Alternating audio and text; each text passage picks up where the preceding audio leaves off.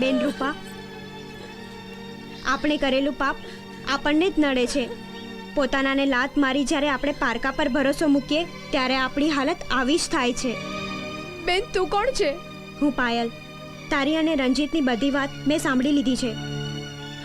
હા, એ નાલાયકના કહેવાથી મેં મારા બાળપણના ભેરું વિક્રમ પર ખોટો આક્ષેપ મૂક્યો.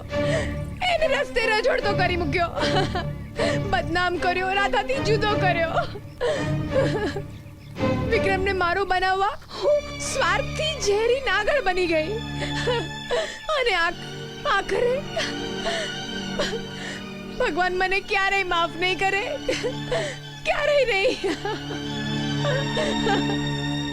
રૂપા, હજી સમય નથી ગયો. તું ચાલ મારી સાથે અને બધાને સાચી વાત જણાવ, એટલે વિક્રમનું સાચું રૂપ બધાને